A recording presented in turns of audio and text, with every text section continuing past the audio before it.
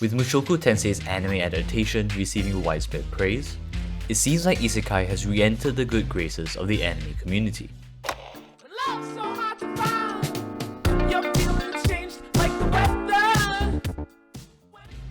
While there's certainly no shortage of isekai, both in manga and anime, even the most optimistic weeb can't deny that a lot of it recycles the same tropes, with a marginally different premise. So, I thought it would be appropriate to highlight a few other isekai manga that distinguish themselves from the rest, whether that be through a more unique spin on the concept, or just a very good execution of the classic isekai.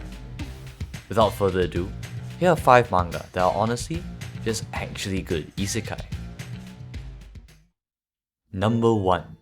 The Eminence in Shadow. First up, we have a series that I've actually been wanting to talk about for a while.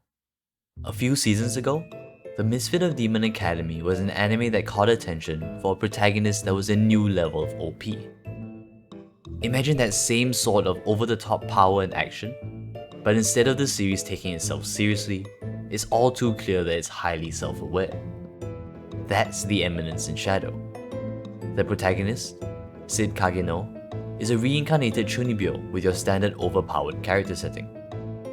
As he sets out to live his chuni dreams in this new fantasy world, there's only one problem. His chuni fantasies turn out to be completely real. There's something about Sid never realizing he's the only one treating the events happening around him as a joke that's absolutely hilarious. Sid's ignorance only adds to the ridiculous nature of the developments, as he's comically unaware of his actual impact in this fantasy world. The dramatic irony combined with the author's intent on making the plot more and more ludicrous never fails to put a smile on my face.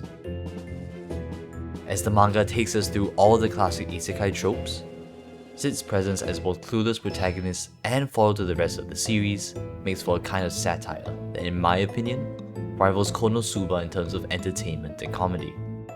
Great art and character designs complete the isekai experience, even exaggerated further with overly dramatic scenes. With 26 chapters out right now, there's not too much to binge, but I think the satirical humor of The Eminence in Shadow is going to have you laughing the whole way through. An anime adaptation is also in the works, although a release date hasn't been announced yet. Here's hoping that the comedy comes across well in animated form. Number 2. Yakuza Reincarnation. Moving on from the parody of the last entry, what we have here is more in line with the classic isekai concept. An overpowered protagonist, a fantasy world, and tons of action. What sets Yakuza Reincarnation apart is its success in breathing new life into this cliched model through one of the most unique protagonists I've seen in an isekai for a long time. The manga follows an elderly Yakuza gang boss as he nears the end of his life. As he takes down his enemy in mutually assured destruction, he suddenly wakes up in an isekai fantasy world, in the body of a teenage princess no less. The story follows our protagonist Ryu, as she discovers more about the situation they're in and the incidents that they encounter along the way. Unlike many other isekais, our protagonist never becomes comfortable with the fantasy world, and instead remains true to the honor and pride of their Yakuza days.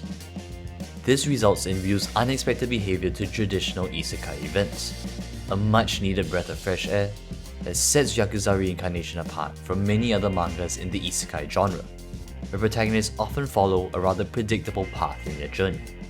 Combined with a uniquely gritty and somewhat grotesque art style, Yakuza Reincarnation successfully achieves what many other isekais attempt: a meaningful twist on the standard isekai premise. With under 20 chapters, it won't take long for you to catch up with this manga at all. Number 3. Sono Mono. Sono Mono is not technically an isekai, as the protagonist isn't from another world, but shares so many similarities with conventional isekai that I think it's a fine entry on this list. It's your classic power fantasy in a world filled with monsters and magic in the medieval period, even with harem elements to boot. The story follows Wazu, an originally weak villager who grew stronger by miraculously surviving on the most dangerous mountain in the world. Wazu leaves the mountain after 2 years, to embark on a journey of self-discovery, after the traumatizing incident that caused him to seclude himself on the mountain in the first place. Sono Mono is filled with all the cliches of a standard isekai, and doesn't try to hide it. For me, this manga's main appeal is that it's a light-hearted, decent execution of your standard power fantasy. With good doses of self-aware humor and a complementary art style, the series doesn't take itself too seriously. Something I think is vital in ensuring a story like this doesn't go too far. In fleshing out its likable protagonist, it also displays a surprising ability to convey a more serious tone, helping to balance the playful absurdity that is the backbone of the manga. Overall, it's a fun, easy read that scratches the itch of seeing an overpowered protagonist making short work of his enemies, getting closer to achieving his harem, and exploring a fantasy world. Simply put, it's just 20 chapters of good power fantasy trash. Before I move on, however, I should note that this particular manga is the second adaptation of its source material. I would recommend reading the first adaptation, with art by Ayano Urasuke, if you're interested in learning more about Wazu's life on the mountain. But do be warned that the art style is quite different. Number 4. Gensou Gourmet. With this series, we have something that doesn't quite follow the isekai formula. In some cases, I think the best part of an isekai is the fantasy world that our characters reincarnate in or are summoned to. Whether it's an imaginative magic system, a unique concept, or some other interesting aspect of world building, I still greatly appreciate isekai bringing high fantasy back into vogue in the anime and manga landscape. Gensou Gourmet is a prime example of that. Our protagonist, Shunichiro, literally slips into a fantasy world, no truck-kun required, but doesn't have any special skills or powers. Thus, like many other isekai protagonists, he leverages his knowledge of modern technology to become influential. However, that's not at all the focus of the manga. Instead, we're brought along for the ride as Shunichiro lives out his true dream, tasting unique and exotic food that only a fantasy world could offer. Osuji Sensei's art is perfect in not only conjuring isekai food porn, but the level of detail in his work on this series conveys a depth of world building that is absolutely stunning, with allusions to the culture of Gensou Gourmet's fantasy world evident in his character designs. An enjoyable episodic plot and likable characters do well to complement what I think is just a gorgeous example of world building for a fantasy world. And I think you'll enjoy all 18 chapters that are out right now. Number 5. Lonely Attack on the Different World. Finally, we have probably the most conventional isekai out of this list. Lonely Attack on the Different World follows the standard premise of high school students being summoned to a fantasy world. In this case, the variant where the protagonist is given conventionally bad skills.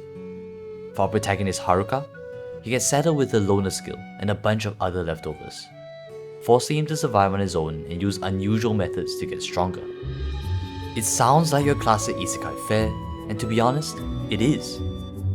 Similar to Mushoku Tensei, I think that Lonely Attack on the Different World is just a very decent execution of the conventional isekai concept. An initial grind where the protagonist works hard, decent action scenes, and the hero finally being recognized for his hard work. However, the reason why I feel this manga succeeds as an isekai is its treatment of Haruka, the protagonist.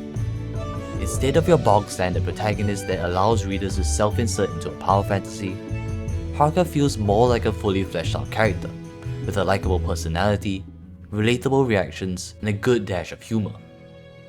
In my opinion, many isekais fail to achieve this, with bland protagonists that we see barely any character development from. Overall, likable dynamic characters, a splash of comedy, and enjoyable action sequences really are the distinction between a meh and a very decent isekai manga for me. And with a significant 70 chapters, I think you'll find that Lonely Attack on the Different World fits the bill of being actually good isekai trash. And that's all I have for you today. I hope I managed to save you some of the trouble of sifting through the enormous pile of isekai manga to find which ones are worth reading. And I do encourage you to check out the series in this list if any of them caught your interest. As always, please leave a comment down below if there are any series that you think I've missed out, and like the video if you did. Please subscribe if you're interested in more related content, and once again, thank you all for watching. I'll catch you guys next time. See ya.